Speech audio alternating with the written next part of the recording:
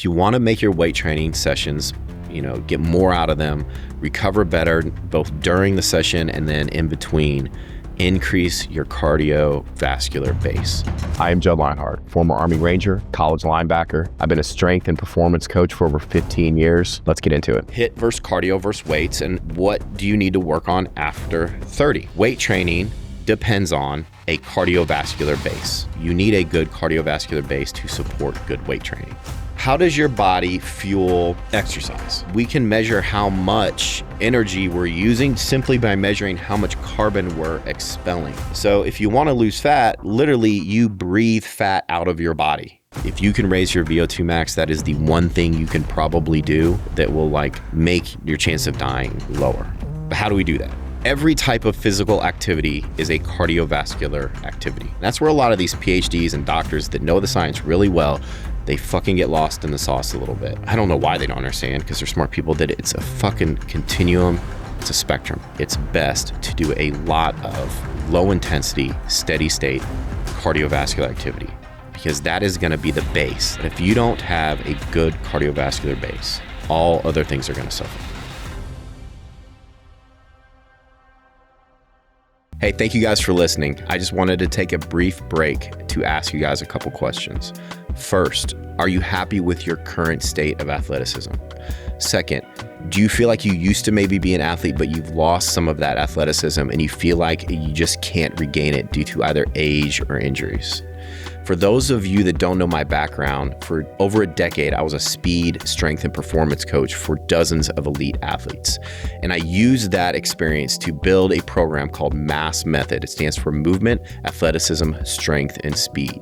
It's how I train, and it's how I've been able to hang on to a lot of my performance and athleticism I had in my youth by tweaking the program in a way that accounts for some of my current limitations and limitations that we all face as we age. So whether you're in your early 20s in your prime and you want to optimize the athleticism you already have, or you're getting older like most of us and you want to regain some of that athleticism, this program is perfect for you. It's very affordable. It's available exclusively on my training app, and that can be found either on my website or on my socials. My website is juddlienhard.com, JUDDLIENHARD.com. That will be in the show notes too, if you need to help spelling that again. But there's 14 different training blocks right now. I add new training blocks several times a year. Right now, there's over a year's worth of training in that app. You can try it for free for a week. Also, I have options available for people that don't have a lot of time or equipment to spend, minimal equipment and limited time options. There's literally something in there for everybody. Some of my favorite feedback is when people tell me that they do this workout with their entire family, or that they've done my workout now for a couple months, and for the first time maybe in their life, they're pain-free, or for the first time in decades, they're regaining some of their athleticism that they thought they had lost forever. It just builds me up and makes me excited to share this opportunity with you guys. And I'd love it if you just gave it a try and just see what it's all about. Try it for free for a week, cancel if you want. I guarantee you're going to love it. And I hope you guys enjoy the rest of the show. HIIT versus cardio versus weights. And what is the most important thing to work on after 30? If you're like me, your initial reaction is like everything. I don't know, it depends, and then how do we separate HIIT versus cardio versus weights? So when somebody asks that question, I think as fitness or exercise professionals, for lack of a better term, our first reaction is to be like, well, that's a horrible question, but it's a question that people want to know. And we have to look a little bit past the wording to get at what they're really asking, right? So, HIIT versus cardio versus weights, and what do you need to work on after 30? But in order to answer that question, I think we need to back up to the beginning and understand, without this turning into like a physiology lecture, which I am ill-suited to give, because honestly, a lot of the stuff I need to brush up on, and I'm definitely not a PhD in this, all right? But I'm a coach, and I know the basics, and I know how to employ those basics to get results, okay? But as a coach, you do need to know the basics. So I think I need to, and to get your buy-in as to why you should do this stuff or why you should do it, I need to explain the basics to you in a way you can understand, so you understand why you're doing it, and then defend why you're doing it to other people that may question that or say it's pointless or worthless. All right, so the basics. How does your body fuel exercise? Okay, exercise is just activity, demands, work. how does your body work and fuel that work? Like we know how cars fuel their work through the internal combustion of gasoline, right? Which produces heat, expands, and it moves the pistons around. So it's gasoline, right? Or diesel or whatever they use. So, okay, how does our body fuel work? So we have to start from the beginning. Where does it start from? Oxygen, right? Okay. Air. Okay, so we have to take in air. So that's one factor. So when we breathe in, we're not breathing in oxygen. We're breathing in air, and oxygen is just one piece of that air. So obviously, the composition of the air matters. Like the thinner the air, the further apart the molecules. With every breath, the less air you can take in, right? So that's an important factor. And then tidal volume. So how our lung capacity, basically, how big of a breath can we take is big. Now, what limits that? Well, biggest thing, the strength of our diaphragm, our breathing strategies, our intercostal mobility, which means, like when you eat rib meat, like the muscles in between the rib bones, well, those are called intercostal muscles. And we have those muscles as well, obviously. So the stronger they are and the more mobile they are, the greater we can expand our rib cage and we can physically take in more air. So that combined with our good breathing strategy, diaphragmatic breathing, all right, a strong diaphragm, which we can train to get stronger, and mobile intercostal muscles. Now, we normally don't think about making our intercostal muscles stronger or more mobile, but if they are, and we can train them to be, we can physically take bigger breaths. So we can start with more air in our lungs, if that makes sense. Then it's the AVO2 exchange. So of that air, between the breath in and the breath out, what can we do with it? How good can we use it? I think I butchered that. How good are we at or what's our ability to use that air? How much oxygen can we take out of that air before we then expel it? Because this is why CPR works, right? Why we can breathe into people's mouths and help keep them alive, because the air that we expend still has a lot of oxygen in it. It's not completely void of oxygen. So your AVO2 exchange is their measurement between the air that comes in and the air that goes out, and how much oxygen is still present. It tells you how much oxygen you were able to use. So our lung, not just capacity, but our lung health. So we have areolae, or what is it called? Yeah. See, the little nodules inside your lungs that use air. So when your lungs become scarred or damaged, they're not as many, they don't work as well, so you can't use as much oxygen. I think I've harped on this enough. So our lung capacity and our lung health, that's where it starts. All right. Now, so everything boils down to carbon. Okay. I don't care if it's fat utilization or carb utilization, it's all carbon, okay? And we get our energy from the breaking apart of carbon. So that's our energy source. It's not actually oxygen. Oxygen is just the transport molecule. So when we breathe out, what do we breathe out? And we say it all the time without thinking it's CO2, right? So oxygen is O2, right? And we breathe out, it's CO2. So oxygen is a transport molecule, because once we break these bonds of carbon, we need to then expel that carbon from our body, respiration, right? So, we can measure how much energy we're using simply by measuring how much carbon we're expelling, right? So if you want to lose fat, literally you breathe fat out of your body, because you break the fat down. Fat is just these big strands of carbon molecules, densely packed, that are just filled with energy. That's why fat is such an important fuel source, not just the fat we eat, but the fat on our body. It's almost an endless fuel source. And then we break those carbon strands apart. That's why fats are called polysaccharides or monosaccharides or saturated, because it describes how the carbon chains are put together. We break those apart. It creates a lot of carbon, and we need to expel it to get rid of that carbon. Okay, so how do we use carbon? Well, I said I wasn't going to turn this into a physiologist, so I won't. But basically, when we breathe in, if the work capacity isn't too great, we can use our aerobic system, meaning we use air, and that produces no waste products, because all of the carbon we use, is able to be expelled with no waste products. And we're going to go over what waste products there are eventually.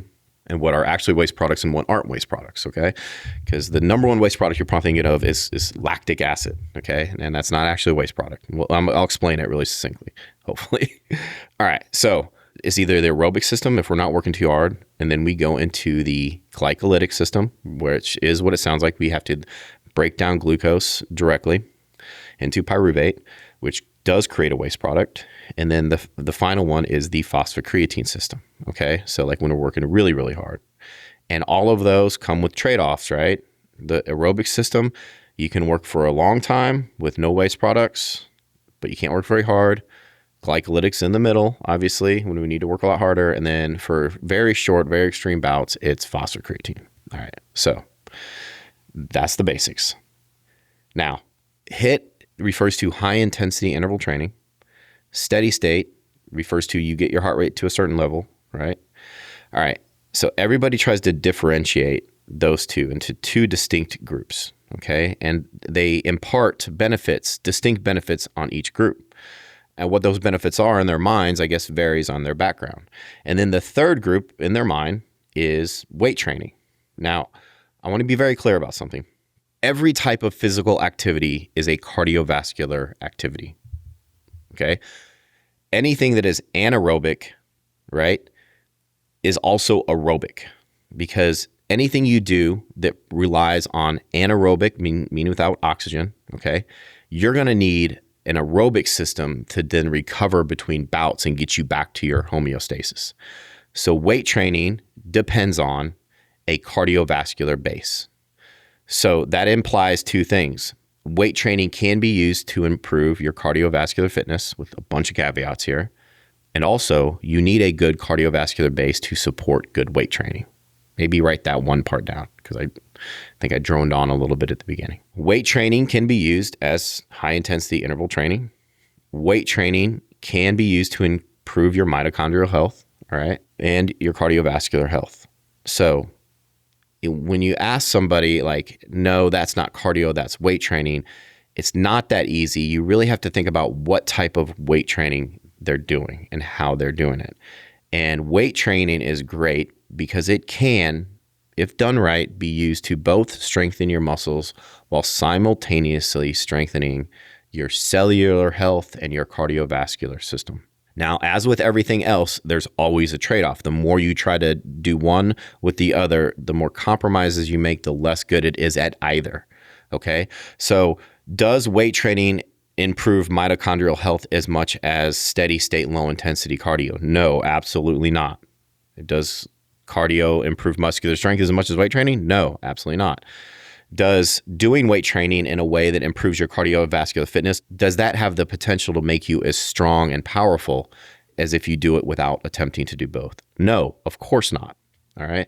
So I got it, right? But it's a spectrum here. And that's the important thing. And that's where a lot of these PhDs and doctors that know the science really well, they fucking get lost in the sauce a little bit because they don't understand, or I don't know why they don't understand, because they're smart people, that it's a fucking continuum. It's a spectrum, okay? You do not go from something being aerobic to something being anaerobic. You are using all your systems simultaneously all the time. It's just, is it predominantly aerobic or is it predominantly anaerobic? And in between bouts that are considered anaerobic, when your glycolytic system, let's say a 400-meter sprint, you are both using oxygen. There is aerobic activity going on. It is just not the dominant source of your energy. But in between bouts of that, you depend heavily on your aerobic system to work. And even the most purely based endurance runner does incorporate their anaerobic system and their phosphocreatine system, their ATP, during those sports occasionally. When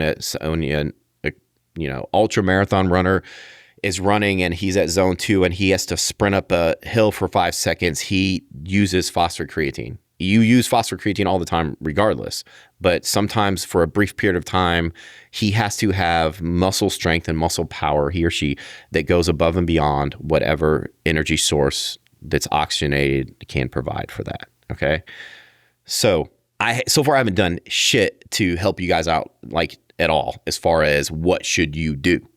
Okay. Hopefully I'll get into that shortly. What are the main things that we need to work on? Okay. I covered our ability to take in oxygen and then pull oxygen out of the air, your vascular system, your ability to then pump that blood. This is what cardiovascular is. It's like your cardio is your heart and your vascular is your veins or in your arteries to both pump the blood through your body. So that goes into heart health, keeping an elastic heart that doesn't have a thickening of the cell walls, especially in the left ventricle. And you need to have big open arteries that can expand and contract fluidly. All right. So air in, the more the better. Take the oxygen out of there, the more the better. Get it to your heart. Use that heart to pump it through your body with an effective heart. Have arteries that are big highways that can carry a lot of these nutrients, oxygen, all right, to your muscle cells, okay? So that goes into blood health, all right? Having a lot of hemoglobin in your blood, but not too much because too much is bad too, where this oxygen can attach to. So your blood health, right?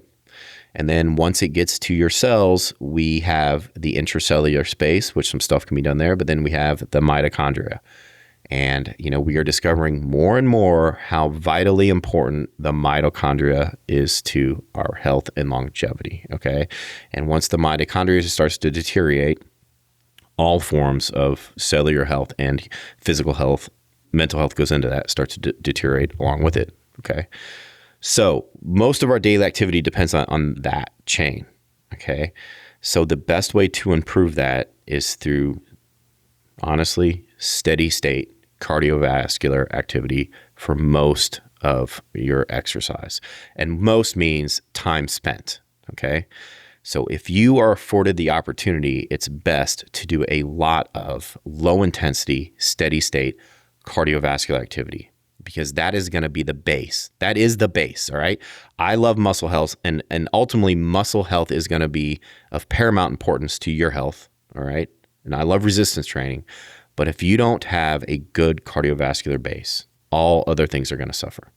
So most of your training time, if you can, should be spent through low intensity, steady state cardio. Now, that doesn't mean you have to go walk on a treadmill or be in a gym to do that, but you should be mindful that you need to get your heart rate up a little bit and stay moving as much as you can throughout the day because daily activity does count as zone 2 cardio. It really does because any increase in your heart rate that is the result of physical demands is going to have a benefit to you.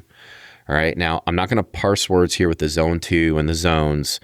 I guess technically it's not zone 2 cardio, but since it imparts almost all of the same benefits as zone 2 cardio, you can lump, strenuous daily activity as far as like riding a bike, walking upstairs, standing and walking around, gardening, picking up, carrying your groceries in, the daily chores that you do and being a physically active person as zone 2 cardio for all intents and purposes. Now, there is no magic about.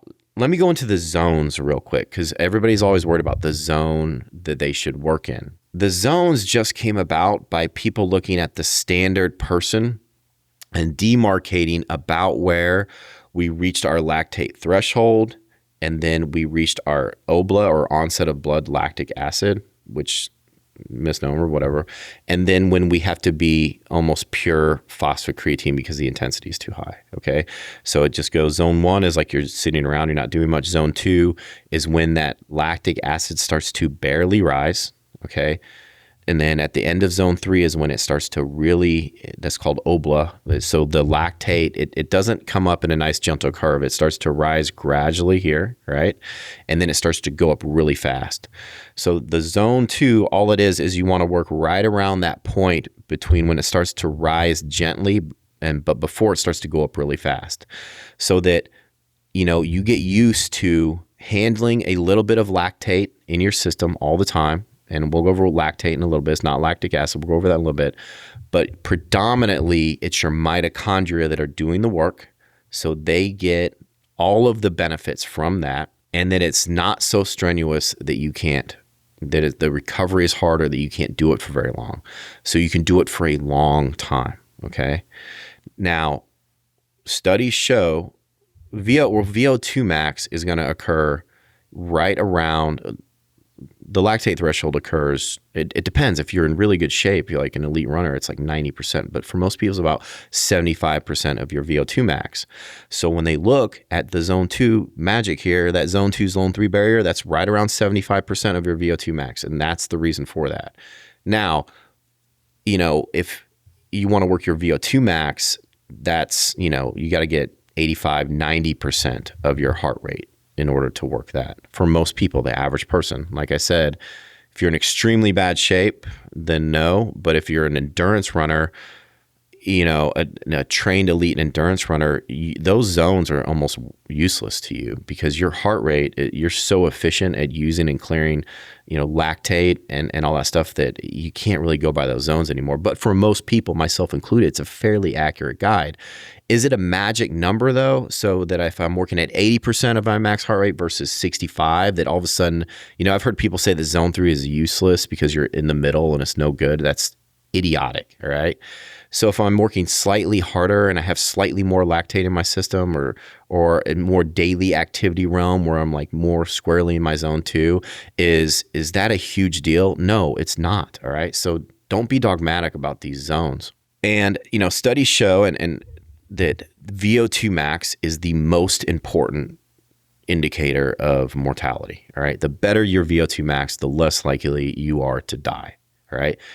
If you have a high VO2 max, it's fantastic. Some VO2 max is determined by genetics though, okay? So some people naturally have a higher VO2 max than others, all right?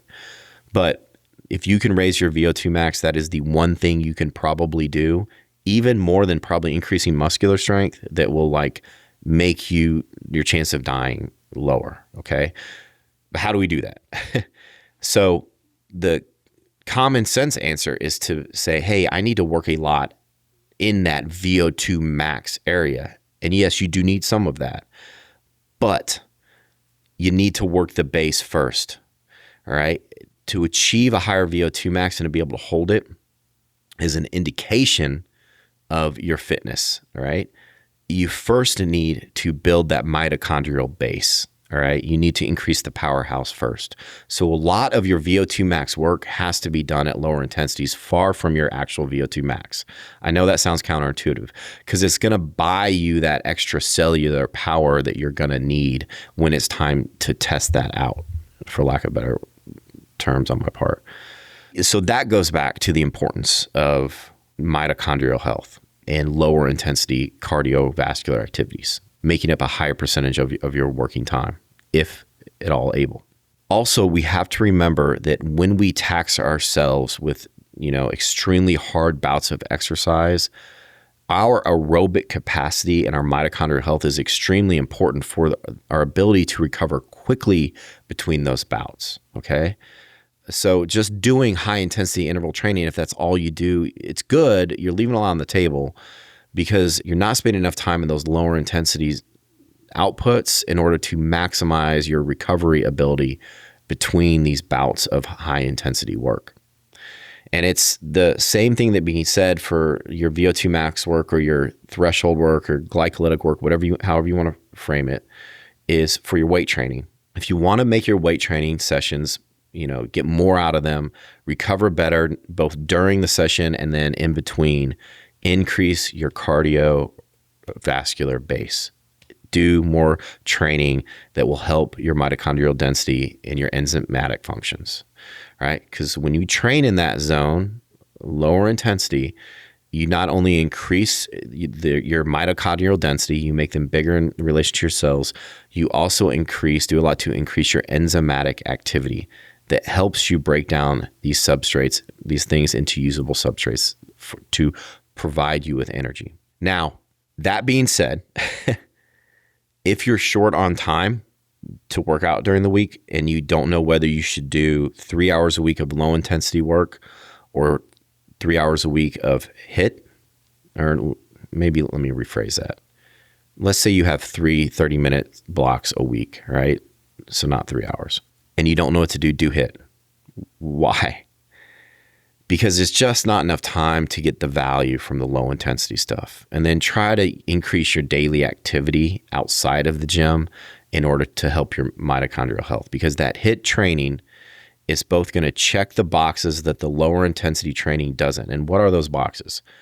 When you work out at a certain intensity and you cannot no longer use the aerobic system and you have to turn to the glycolytic system, your body needs to use glycogen directly, which then produces pyruvate, which when that is used, it produces lactate, all right, not lactic acid. It produces lactate and hydrogen ions. Now, in the past, we have viewed lactate as the waste product, all right? And we've attributed the muscle burn and the soreness that comes after to lactic acid. Now, most of you by now know that that's not true, okay? Lactate is a byproduct, but it is not a waste product. In fact, lactate is a valuable byproduct that we can then funnel to our liver and our brain and our heart, and those organs love to use that energy product. So it's not the lactate in itself. Lactate is actually very valuable directly in the cell because that some hydrogen ions can bond to that lactate. It can absorb some of those, right? It's the hydrogen ions that cause the burn, increase our intracellular acidity.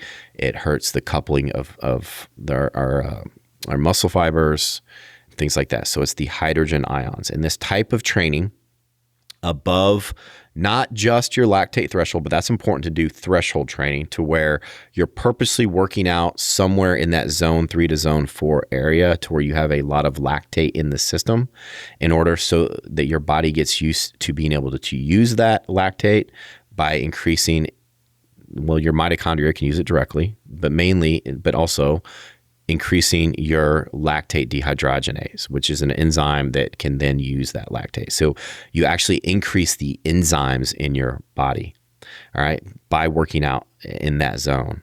And then even higher zones, when your lactate shoots up and you start to produce a lot of hydrogen ions, your body can start to produce more, I think it's like carbonic anhydrase, which hydrogenase or something. I think that bonds directly to the hydrogen ions and buffers them. So it basically turns them into something that no longer creates an acidic environment in your muscle cell. Okay. So that's why that type of training is important. Okay. It also, that type of training, when you think about it from the very beginning, when you take in this oxygen, you have to breathe harder, right? So it increases your lung capacity. Your diaphragm has to work harder. Your rib cage has to expand and contract more. So you increase the strength of your breathing muscles, your diaphragm and your intercostal muscles, and also some of your pelvic floor muscles that help get that air in and out. So you're making your system, your muscular system, physically stronger through that type of activity. You increase, your lung, not just capacity, but the density. So you can use more air with this type of training. What else? Like that type of training is very important because the intracellular space increases the substrates in there that allow you to use more fuel efficiently. You can use lactate more efficiently if you work out in that zone. So that type of training is also very important because it directly improves your VO2 max. So if you want to be the healthiest possible, you need to do both if able. But if you only have a very short amount of time each week, do high intensity interval training. Now, there's different types of high intensity interval training. A lot of people, they don't really know what to do, or they get it confused with like moderate intensity interval training. For high intensity interval training to have a direct impact, a profound direct impact on your VO2 max, it needs to be a little longer. The bouts need to be a little bit longer. So we're talking about preferably over 2 minutes, up to about 4 minutes. So, the Norwegian 4x4 is a great example, but it's very intense, repeat bouts with easy work intervals in between that are about at a 1-to-1 ratio. Okay. It's very grueling, but you also get benefit from working on your aerobic capacity, which is a different type of high intensity interval work that does help your mitochondrial health. It does help your VO2 max, and it also helps your ability to sustain power anaerobically for a short period of time. But it's not as good. So if you really want to hone in on your VO2 max, your work intervals need to be a little bit longer, like 2 to 4 minutes ideally, all right?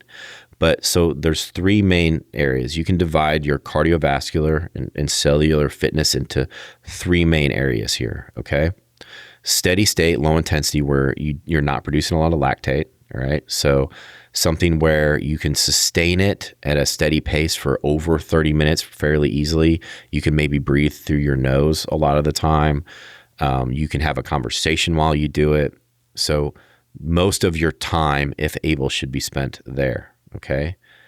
The middle ground that carries the biggest bang for buck for for the other two in this is that high intensity interval training with longer intervals, because the intervals in between are going to go a long way for improving your cellular health, your mitochondrial health, but also you're really going to get a great VO2 max benefit from that. And then on the far side of that is you have your anaerobic power or anaerobic endurance, anaerobic capacity, whatever you want to call it, work, which is shorter bouts of very high intensity exercise, 20 seconds to 30 seconds, interspersed with rest periods of 2 to 1 or greater, okay, even 3 to 1, all right? Because that is really going to hone in on your ability to quickly clear these waste products, buffer them, use that lactic acid. It's going to help some of your fast twitch fibers develop so you can literally produce more power. And then those fast twitch fibers can sustain their power longer, right? But it's not, like I said, it's not this clear cutoff, right?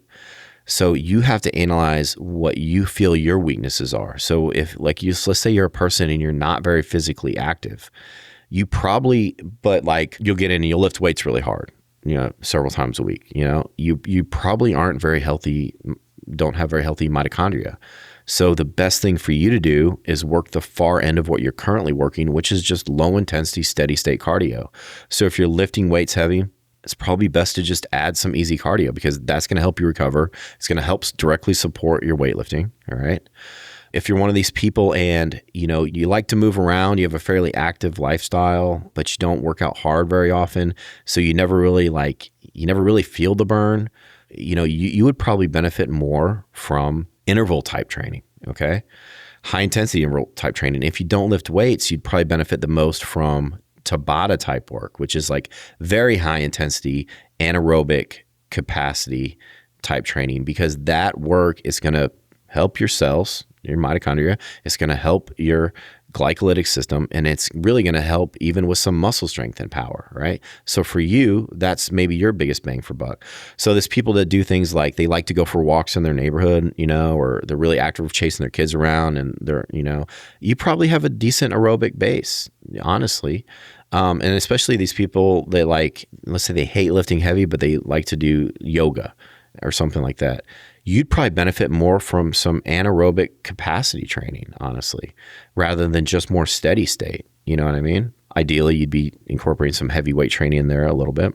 So it really depends on your particular circumstances. But with everything else, like with every benefit, there comes risks too, right? So if you haven't exercised in a long time, the most important thing, without getting too far off track, is first you got to you have to establish the habit.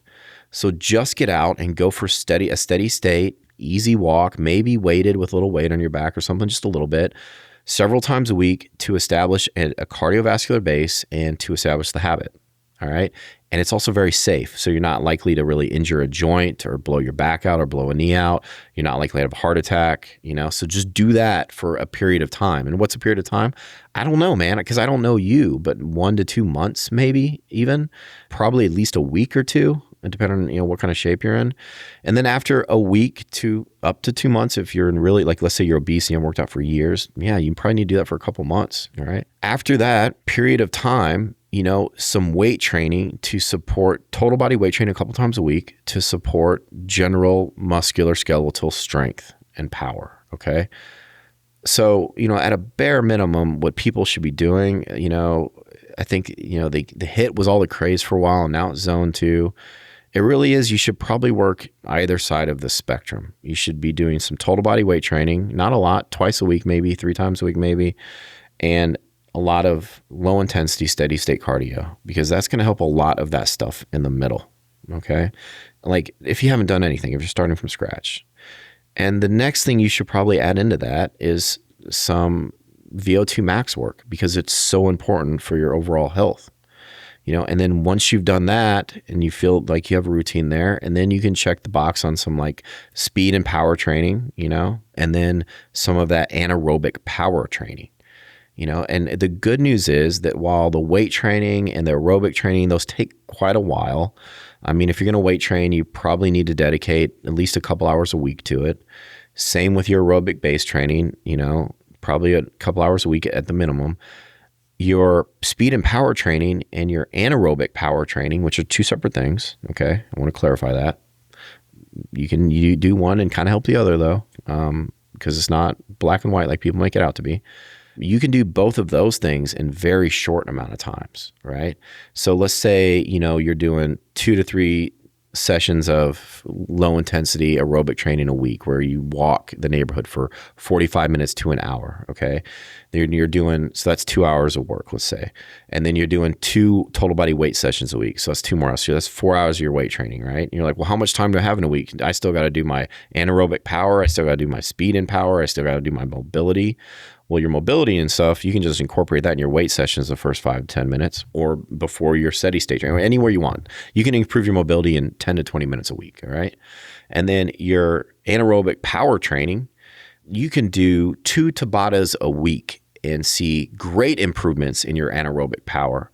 And then all of the side effects that come along with that, the positive side effects, like if your brain and heart and organ, if you're going through periods where you're producing a ton of lactic acid, you're going to start to think better because your brain loves lactate. I said lactic acid, I meant lactate. Your brain loves lactate. Your heart loves lactate.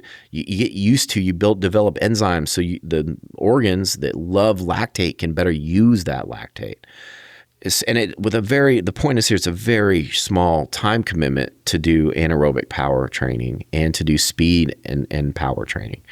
So speed and power training is think more like, box jumps, broad jumps, 40s, 10-yard sprints, vertical jump training. And anaerobic power, think more like, even 10, as little as 10, but 20 seconds to 1 minute of all out activity. That's more anaerobic power training. Those are kind of two separate things.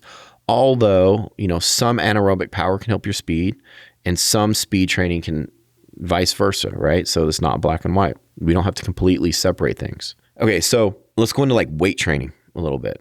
Now, if you're trying to become the strongest man in the world, do your set, rest in between. Lift heavy, take long breaks, okay? That will, in some ways, help your aerobic system a little bit, okay? But here's the catch. It's not like it hurts your mitochondria. It actually helps your mitochondria, okay? But it makes your mitochondrial density worse. Any bodybuilder, myself included, or power lifter, we almost assuredly have poor mitochondrial density. And it's not because our mitochondria got smaller. It's because the work we were doing did very little to increase the size of our mitochondria, and our muscle size per mitochondria increased greatly, okay? So even though that type of weight training isn't bad necessarily for your cardiovascular system, even though very heavy weight training over time can be bad for your heart because it thickens the walls of your heart, but it's going to that happens. I mean, aerobic training can be bad for your heart too. That can cause heart scarring as well. So if it's done in excess, but if you're going to do that, usually the people are on a lot of androgens or steroids and or they train heavy for a long time and don't do a lot of other forms of activity or exercise. Okay. So let me clarify that. But generally speaking, classic weight training like that, where you do a heavy set and you take long rest periods, it's not going to do much for your cardiovascular health, not because it's bad for it, but because when you do that, you increase your body weight and you increase your muscle size so much that a cardiovascular system that only marginally benefited from that weight training then has to support a body that's up to twice as big as it used to be, okay? So basically, when you weight train like that, you're increasing the size of the car much more than you're increasing the size of the engine to help supply fuel for that car, okay? But does that mean that weight training isn't cardio? And does that mean that weight training can't be used as cardio? Absolutely not. So we have to ask ourselves, well, what's weight training? Do you have to hold a weight to weight train, or can it just be resistance training? Okay. So if I do a very heavy push-up, that's the same thing basically as doing a bench press, right? If somebody's on my back or something, my muscles don't know the difference, right? So so I guess you can say resistance training. Well, then what is resistance training? So if I run, is that resistance training? You'll say no, but it's resistance. That's how it works, right? The gravity in every step is resistance. So like if somebody is bedridden and they start walking, they're going to get stronger. That counts as strength training for that person, because that for that person is a strength stimulus, right? So what is weight training is just the stimulus for you, or strength training rather. It's strength training if it's making you stronger. And whether it is or isn't making you stronger, it depends on the circumstances that you bring into that workout or training session. So, resistance training, where does it start and where does it end? Is it, push-ups? Is it calisthenics? Is that resistance training? So, it's a very vague definition here. And basically, if you want to be able to use your resistance training to help with your cardiovascular training, you're going to have to get your heart rate up by some means that isn't just vascular restriction. So what I mean by that is when you lift very heavy weight, there's some work being done and your heart rate is going to rise accordingly because of the work being done, okay? But there's also a spike in your heart rate due to your arteries constricting, all right? And then that causes a spike in heart rate. So what I mean is you're going to have to do a lot of weight training that isn't so heavy that it creates a lot of vascular constriction. So things that you can do north of 10 reps with maybe, all right? Or you're going to have to do your weight training in superset fashion. So you can do one pretty heavy set of something and then go over and do a pretty heavy set of something that works a different body part, because the accumulation of those back-to-back sets, like let's say I do kind of a heavy set of bench press, some of my heart rate rise is going to be attributed to the work that was done, that I created an oxygen debt for, that I then need to repay. Some of it is because of vascular restriction or constriction rather. And then I go over, so my heart rate did rise for both reasons. Then I go over and I do a heavy set of squats. My heart rate rose again. So there's a metabolic demand that became compounded because two different sets of muscles were being worked and my heart had to supply energy for both. And so my heart rate is raising. And then I go over and I do pull-ups, right? Maybe even weighted pull-ups, right? So because I did three heavy things, yes, some of that was due to vascular constriction, but a lot of that was due to increased work need, or in the increased need to fuel that work that was being done. So if you're going to use your weight training for both strength gain and with the hopes of getting a cardiovascular benefit, you're going to have to do them in superset or circuit fashion. Now, just because you weight train in circuit fashion, it doesn't mean you have to lift light. Like I just said, you can move some fairly heavy weight. And then also some of your weight training has to be done in the lighter rep ranges to where there's not a ton of systematic tension, but there's a lot of work that needs to be done. So think like split jumps and high rep lunges and push-ups and lots of pull-ups and some calisthenics, because then you can count on, there an oxygen debt being created that you then need to repay in between sets. And that repayment of that oxygen debt is going to improve your cardiovascular fitness. All right. So that I think we all know, or we should know, that weight training can serve cardiovascular benefits. Now, is weight training enough? I don't know. Like I said, it depends on how you do it, for one, and it depends on your lifestyle outside of the gym. So even if, you do 3 hard circuit sessions a week, but you are very sedentary outside of the gym, no, your metabolic health probably won't be as good as it could be, okay? But if you're a very active person and maybe you play a sport recreationally or something, then yes, you probably don't need to do a lot of steady state cardio on top of that. But if you're a sedentary person, I would highly, and the cool thing about steady state cardio, you can get zone 2, quote unquote, benefits from walking, especially if you put a little weight on.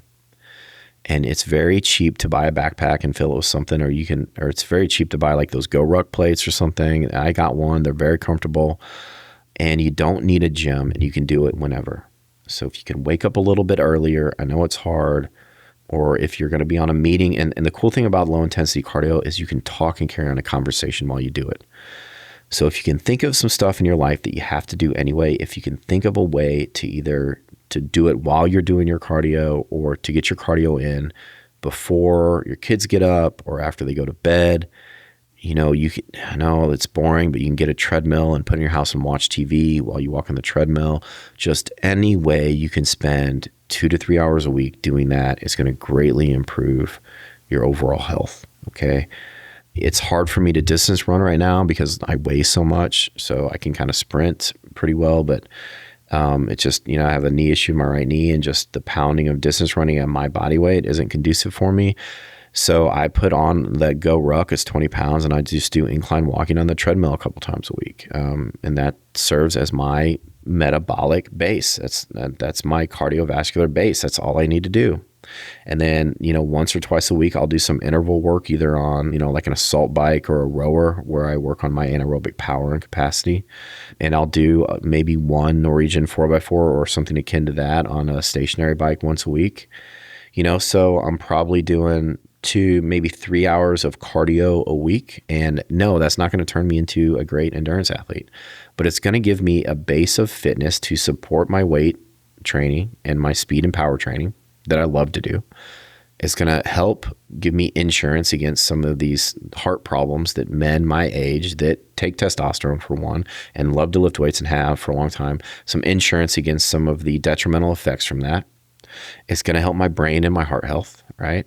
I think one of the most underrated things for the higher intensity interval training is the positive effects it has on your mental clarity and your mood and things like that. And most of my time is still spent in the weight room lifting weights. So it's not an enormous time commitment. And, the cool thing about some of the interval type training is after your weight session, hop on an assault bike and just do 1 half Tabata. So 20 seconds all out with 10-second rest, do it 4 times. And just, if you do that 1 to 2 times a week, it'll have profound impacts on your VO2 max, on your enzymatic profile, so you can use these waste products better or buffer from them, so you can use lactate better as a fuel. And you're looking at maybe a 10-minute commitment a week tops. So basically, to sum it up, what should you do after age 30? It really depends. But for most of us in our day and age, we kind of fall into a couple different categories. So I think the question needs to be, what category are you in? Are you a dude like me that loves to lift weights and doesn't have a problem getting to the gym? If you're like that, then you need to work on your aerobic capacity, and you need to work on your aerobic base and your mitochondrial health. You need to add in some low intensity, steady state cardio. Find something that you don't hate, and you got to do it at least a couple hours a week. Are you one of these people that, you're cardio queen or whatever, you love to run and you love to take your classes? Yeah, then you need to weight train, and weight train heavy. Weight train above 80% of your 1 rep max. You don't need to find that 1 rep max. You can calculate it, but you need heavy weight training. And the good thing is, more so than the news for the dudes like me, because steady state just takes time. That's the nature of the beast. The heavy weight training, you don't need to do a ton of that. 2 to 3 bouts a week, hit all the major movement patterns. So it might take a couple hours a week total, I guess. But you could get great benefit in probably an hour to an hour and a half a week. So you could do 3 30-minute sessions a week of weight training, 2 to 3, like 2 good 30-minute sessions a week will have a benefit. 3 probably even better, but ideally 2 hours a week of weight training minimum. Ideally, I'm gonna change that. Ideally, 3 hours a week. 2 hours is good too. You could probably get some benefit. You could definitely get some benefit if you went really hard for an hour and a half a week, something like that. But so, it really depends, man. But generally speaking, in this day and age, it's the cardiovascular health, I think. I know there's a big trend right now pushing to get people to lift weights more, and I think that's great, and I support it. But a lot of us we are lacking in we don't train our VO2 max. We don't do any high intensity sports. We don't pick up basketball or anything like that. And we're just becoming more sedentary. So I'm not pushing back against the people out there that say weight training is the most important thing.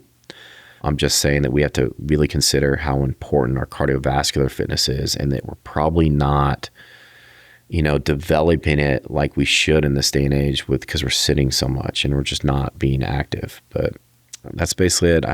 It's a little bit all over the place. I mean, it's a big topic to cover, but I hope that clarified some things for you guys, and that, just don't be so dogmatic and black and white in your thinking about cardio and zone 2 and zone 3 and all this stuff. Like, do some low intensity stuff, do some higher intensity intervals for longer intervals, about a 1-to-1 work to rest ratio. Do some really high intensity intervals, like 20 seconds to 1 minute, maybe, with a 2-to-1 or 3-to-1 work to rest ratio, longer rest periods there. And then most of your weight training should be in superset or circuit fashion, because it's another opportunity to train your cardiovascular system. It's probably makes up quite a good percentage of the time you're going to be exercising during the week. And you don't want to waste an opportunity to improve your cardiovascular health by just sitting there between sets, when doing so would only result in a very marginal increase in your muscular size and strength. Okay. It's just not worth it. Go ahead and do something in between those sets of bench press. I like to work, antagonistic muscle groups or oppositional muscle groups. So if I'm going to sit there and do a bench press, I go over and I do a row. If I do an overhead press, I go and I do some kind of pull down. All right. Or if it's total body, if I'm going to do a push up or something, I'm going to walk over in between and do some kind of squat. All right. Because you don't want to miss that opportunity to train your cardiovascular system. So I hope I kind of explained a little bit how the cardiovascular system works and why it's so important. But if you guys have any other questions, leave them in the comments and I'll try to get back to y'all. But hope you all have a good day.